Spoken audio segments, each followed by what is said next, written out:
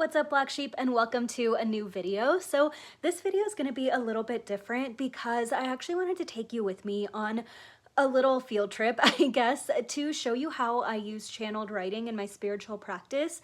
I don't really have to go anywhere to do channeled writing, and you don't either. You can do it from the comfort of your own home, but I just kind of wanted to show you, like, if I'm going full out, this is what my process is like. If you saw my channeled reading last week, what they were really saying is that there's a lot of redirection happening. There's a lot of change in the decisions that you're making. There's a lot of looking at things from a different perspective. And there's a lot of not knowing how and not being able to have clarity. And there's a lot that they are kind of holding from us, right? And so it's like this incredibly frustrating time that we're all working through where we don't have the answers. We don't always know what's next. Spirit keeps telling us to trust. We feel like we have no option but to trust and but to figure it out. But we also feel a little lost along that way and along that path. And so instead of doing just another blanket channeled message, Spirit really put it on my heart. And then I asked you guys on my Instagram story what you wanted to see, and like overwhelmingly you voted for this topic. And so that was just even more confirmation that like we need to talk about how you can connect deeper with your own intuition. And I feel like most of the people in my community are very connected to their intuition. They already have some sort of spiritual practice. But if you don't, or if you want to take that spiritual practice deeper, or if you want to approach it in a new way, then this is the video for you. So I'm going to get ready and take you to my favorite sit spot.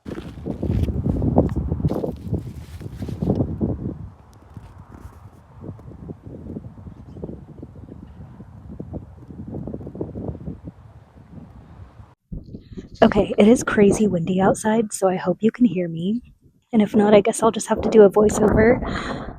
Oh my god. But this is a sit spot. This is one of my sit spots, and I didn't even know what that was. I just was intuitively drawn to this place, and I've been coming here for like 6 years, if not longer. And a year ago, I think, is when I learned what a sit spot actually is. And it's really just a spot where you can sit in nature and just kind of observe, right? Like you can observe nature, you can observe the changing of the seasons. It's kind of the nature of this, right? So you don't have to come to a sit spot if you want to do channeled writing or if you're an intuitive, but I think nature is so grounding for us, and depending on whether that's the ocean for you or a park or your balcony or a place in the mountains like this, nature is so incredibly grounding, and the universe always speaks to us through nature. So yeah, I guess that's the first thing I wanted to say about a sit spot. The second thing I wanted to say is that when you go on a little adventure to channel from the universe, everything about that can be significant. So, for example, I had this song by Hilary Duff on her new album stuck in my head all day today called Future Tripping. And it's all just about worrying about the future or worrying about things that you have no reason to worry about. And I think that definitely resonates, especially in this whole process of letting go of how things are going to work out. Yeah, it's just tricky to not worry about that. And so it was funny that that song was stuck in my head all day. And then I thought that I shouldn't listen to anything on the walk over here, but I got like kind of an intuitive message to play that album. And so I realized that that song was playing, but when I looked at my phone, it was a different song. Like it was a different song title on her album, but the one stuck in my head was playing. And so already that glitch in itself was kind of interesting. And so it can be important to pay attention to what you're called to listen to, what you're called to wear, what your thoughts are on this walk. Everything can be a sign, right? The last thing I want to say before I start the exercise is that everyone has a different language with the universe. So for me, a lot of it is through numbers and like really specific numbers. So sometimes, I'll see things like 444. I've seen that a lot today, but it could even be like, I don't know, like 172. Okay, that's not a number that I've been seeing, but things like that can come up where it's just like a completely different number, but I'm claircognizant, and so I'll get a physical sensation. I'll get like a knowing that that number is for me, or that number is something I need to look up, and then I'll start seeing it over and over again. I just saw 333 on the timer too, which is funny, but anyways, yeah, so numbers are big for me, animals are big for me, nature is big for me. Sometimes just like messages or downloads dropping into my mind are important for me too. Sometimes it's music or random lyrics getting stuck in my head can be a sign for me, but for you, it really could be anything. It could be stuff that you see online, it could be conversations that happen with friends, it could be your own creativity, it could be your own art.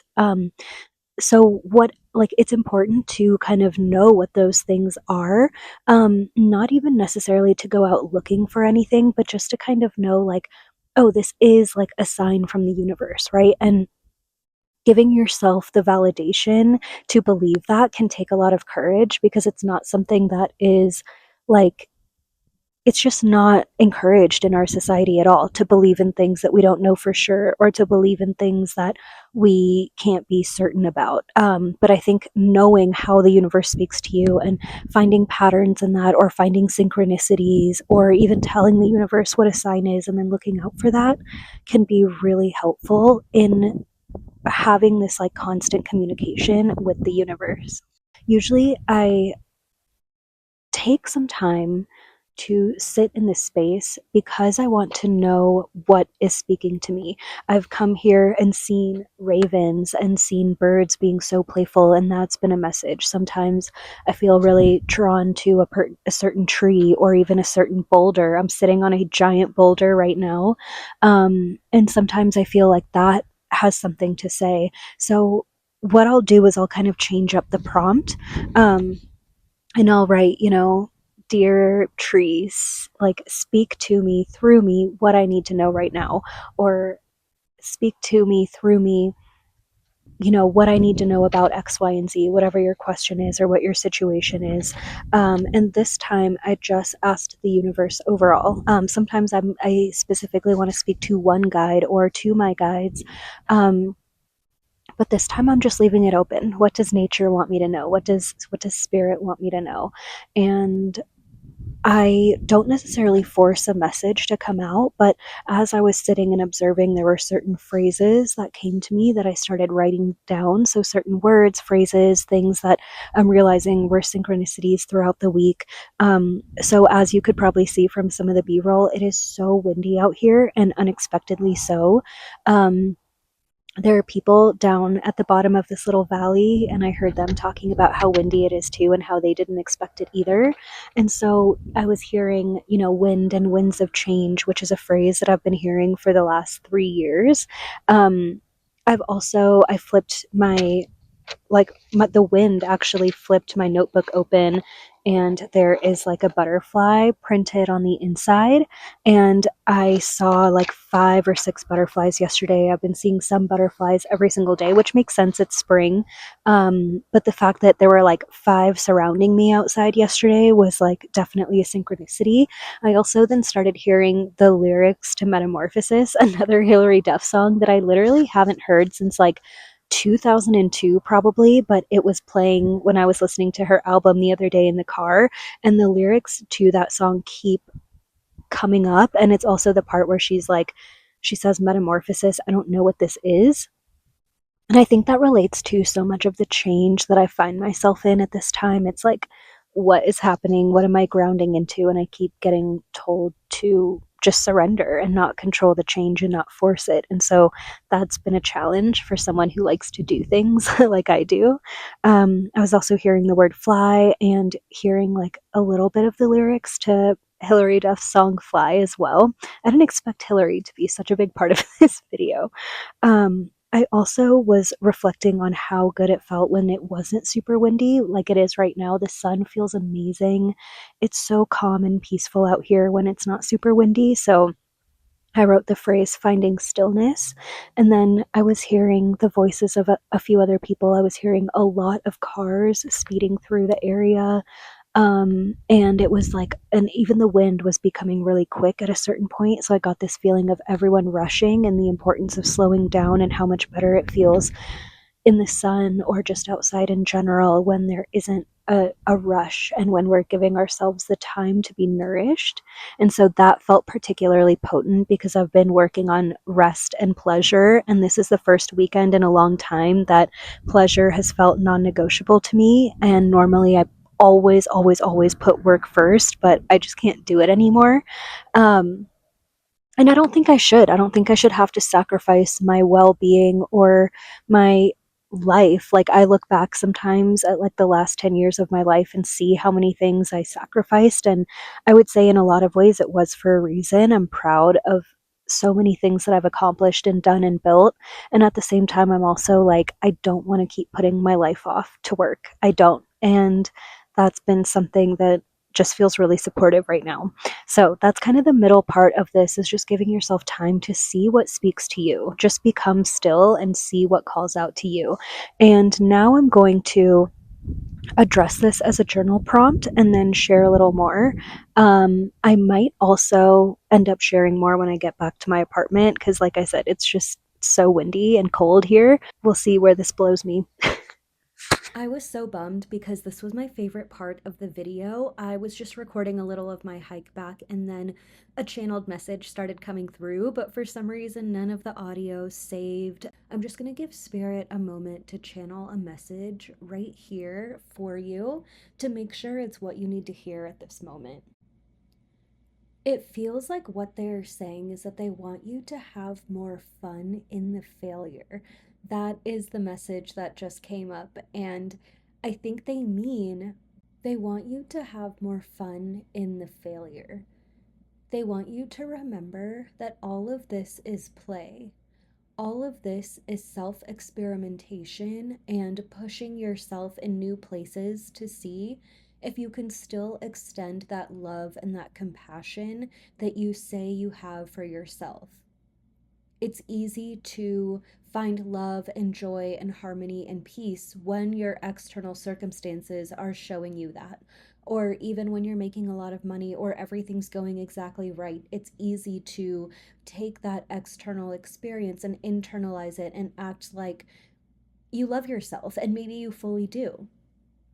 But what they're asking you to see is I'm seeing different color spotlights being shown on someone, and it feels like they're pushing you into these different lights and into these different aspects of yourself to see what changes. Like I'm seeing someone change the color of a lens on a camera. It feels like, can you love yourself the same way when you're sad? Can you love yourself the same way when it feels like everything's falling apart? Can you have deep admiration for your genius and for your boldness and for all these things that you are creating and actualizing in your life when it feels like they are falling apart? Or does all of that really just depend on all the circumstances going correctly? And if it does depend on everything going correctly, then maybe there's a little more work that you need to do. And it's not to say that the external is going to be awful until you fix all of this, or that it's dependent on you, or that you're the problem, or any of that. It's just another opportunity for you to love yourself, for you to cherish yourself, for you to value yourself, and to say, okay, maybe I didn't make as much this month as I did last month. That doesn't mean that I love myself any less. That doesn't mean that I no longer value my ideas. And something else that might come through is you realize that there's a portion of what you're doing that you don't love, or you realize, like, if I don't make X amount of money doing XYZ, then I'm realizing I don't actually have that passion for XYZ that I thought I did. I was happy that I was making the money on the way, but I don't have that same passion or that same regard for it. And so by switching the lenses, by looking at yourself in these different colors and these different aspects, you get to see what continues to belong and what doesn't. I'm hearing the idea of spring cleaning as well. So it feels like you are basically doing inventory of all the things in your life and of all these ways that you spend your time and energy. And I'm also getting the idea of like an offset and balance of maybe you spending most of your energy doing things that you don't really care about or doing things that you could delegate to someone else.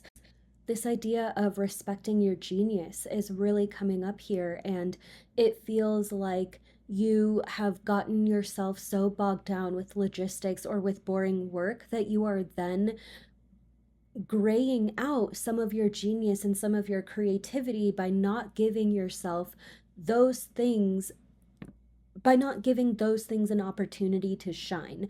And it feels like the pleasure and the joy and the slowness and the stillness that you find in life is a part of your creative genius. These things are part of how and why you operate the way that you do. But when you are bogging yourself down with things that you could delegate to someone else or with things that shouldn't take up the amount of time that they do in your life, you start to lose that passion. You start to fall into the gray area. You stop respecting your genius for what it is and instead look at yourself as if you are someone that just has to work as an employee for yourself instead of really directing this ship. And so Spirit is asking you to get back into this place of direction. Get back into this place knowing that you are the captain of this whole project and that you have so much to offer and that you're allowed to think outside of the box. You don't have to just get swamped with the day to day stuff. And that is where you can start to see your genius thrive. Dude, no one told me how freaking cold it was gonna be. So as soon as I got inside, I made myself a little tea. I actually had, there goes my toaster. Okay. I actually had an orange that was about to go bad, so I made like an orange and honey tea, which is so delicious and so warming. So I'm starting to feel human again. I was like numb when I came back inside. But just to kind of finish up, actually, I wonder if that's a sign that being numb, right? And like coming back into thinking and feeling from the heart space feels really important. I know like the collective channeled message was like kind of peppered in at the end when I was walking back. We were talking about themes of like pleasure and aliveness and also not putting pressure on yourself to figure out the how. And I feel like something that might be significant for you is that while you were pushing yourself to make all of these decisions and to do and maybe you were getting these certain results that you were excited about, you a part of you was numb. And I think that's the thing that you need to remember right now is you're associating all of the victories you had or all of the accomplishments or maybe a certain level of income with everything I was doing was working. But if you look closer at who you were embodying, what you were becoming, or your actual actions, you're noticing, like, wait a minute, I wasn't my happiest self. Like, I can even think back to last year when I was working full time and, doing all these successful events and they were going well and I was meeting new people and getting new clients. And I felt so fulfilled in so many ways. And I was earning money through my full-time job and I was earning money through my business, but the pressure that it put on my body, the constant exhaustion, the barely 3 to 4 hours a week where I could enjoy myself and I was mostly just like too exhausted to even do anything, so I would just sit on the couch and kind of numb out, right? And like that is what that experience was doing to me. So I could look at it objectively and look at what society would want me to prioritize, which is just the bottom line or just my finances, and think, okay, everything's going perfectly. But it wasn't, and it didn't feel that way. And if this is my business or the thing that I'm creating, then I have to fully prioritize myself and my body because it doesn't matter how profitable I am if I am numb and if I am not getting any time to rest. And if I get sick or if something happens to me, this business won't exist anymore because yeah, I mean, it just wouldn't, right? And so I feel like that's a message that may also be um impactful for you as well is like think about how you truly were internally feeling at this time in your life that you are comparing yourself to. And if you are not loving every part of how it made you feel, then it might be a sign that everything might it maybe it wasn't working as well as you thought it was, right? Maybe there were more things wrong with it than you are willing to admit, but because the finances were good, or because the results were good, or because you had an ego boost, or because it looked good from the outside, you keep trying to convince yourself that you need to get back there. You do not need to get back there. You need to move forward. Okay, so since a little bit of this message was like scattered, like the channeled messages kept coming through, and it was like, okay, I need to communicate this, but I also want to have like some sort of structure. And like, even this, okay, here's another channeled message coming through. Even this is representing how you are supposed to be in this moment. You are supposed to be open and willing and going with the flow instead of attached to the perfection of it, right? I could be stressing myself out or getting mad at myself because this video isn't perfect, or because it's not going in this perfect structure, or because I'm bouncing around, or I could just go with it and know that I'm sharing from my heart. And maybe there's parts of it that resonated with you. Maybe there's parts of this or all of this that you love and that you needed to see and hear. Maybe you realize that none of this was for you. But at the end of the day, all I can control is trusting in being a vessel for the universe, being a vessel for these messages, and also showing up for you. And like, that's all I can do, right? So, even that, even like the lack of exact structure in this video is reminding me of that message.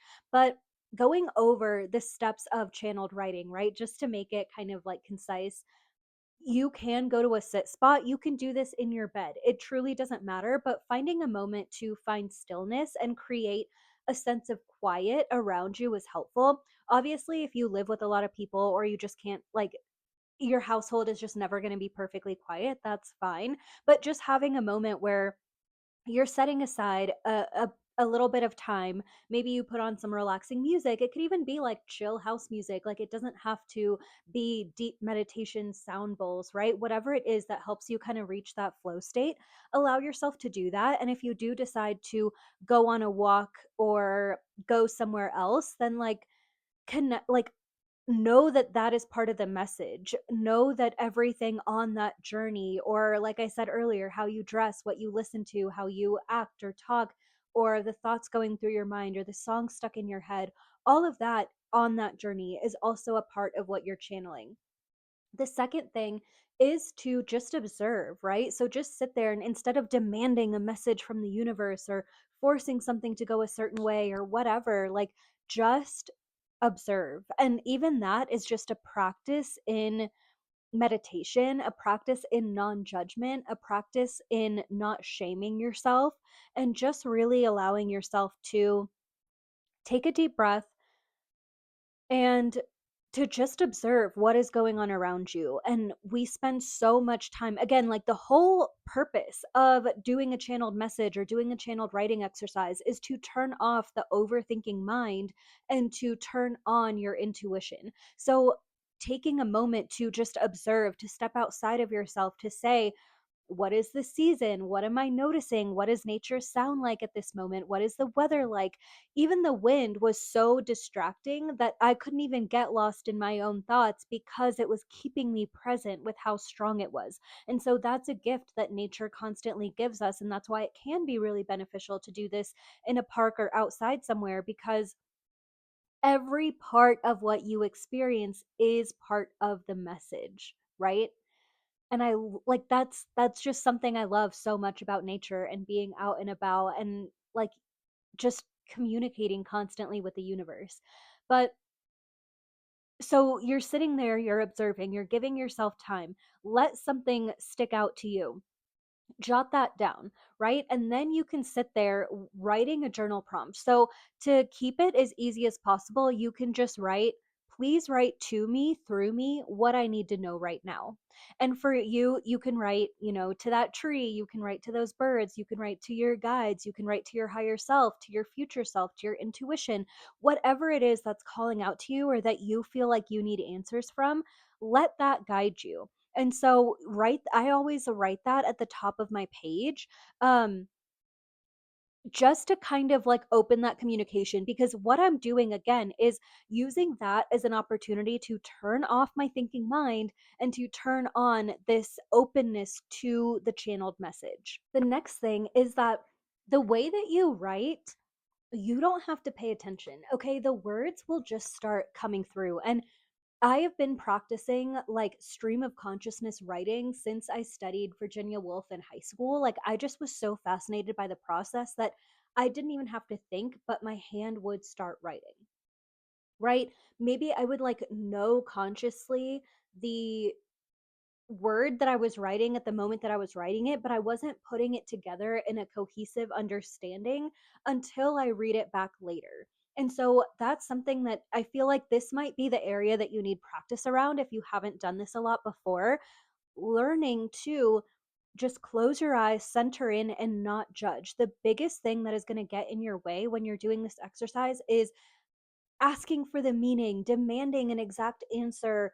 Like what comes through is what comes through. And that's why I'd even thought maybe what would come through would be a collective message, and it wasn't. It was a personal message, and that's what I needed to hear in that moment. That's what the universe and what my guides wanted to say to me in that moment. And I'm not going to try and control that or change that or ask them for something else. If there's something I need to know and hear, then I need to trust that. And so this might be the biggest point of contention, or the thing that needs the most practice from you, is like, how can I truly not think or not try to understand the message? You understand later on. The channeling part of this is completely present. So you're just hearing things and you're writing it down, and there may not be like any sort of punctuation, there may not be real sentences, it could be bullet point like I showed you earlier, it could just be certain words or phrases that come out, right?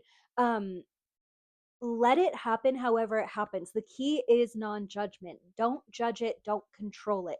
That's why you're doing this in the first place, right? If you wanted to judge and control, you could have just stayed home and kept overthinking everything. That's literally the opposite of why you do this, okay?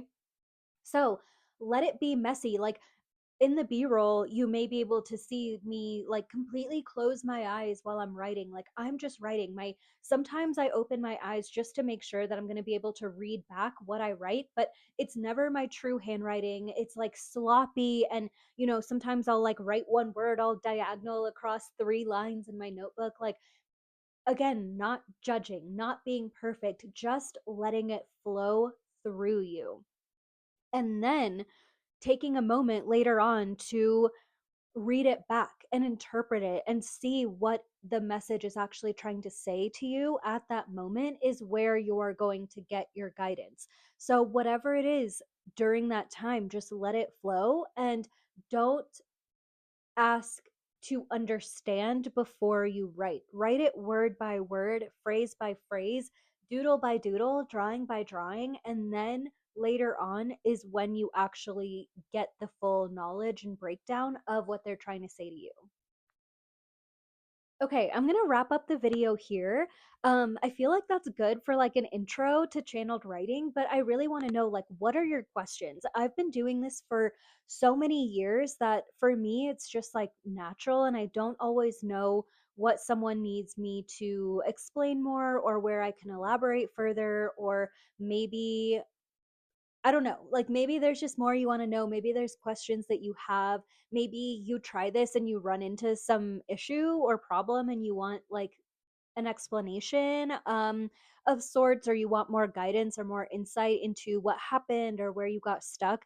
If you're feeling any of that, or you have any questions, or you want more information from me about any of this, please leave a comment and let me know, because I would love to explain and I would love to share more. This is something that I'm just so passionate and excited about. And it's something that is just a huge part of me in my life. So, yeah, let me know your questions in the comments. And I hope that you enjoyed this kind of different video. If you also have other video requests that you want me to do with Black Sheep, or with tarot readings, or with just like anything that you would like to know. I'm always open to hear your ideas.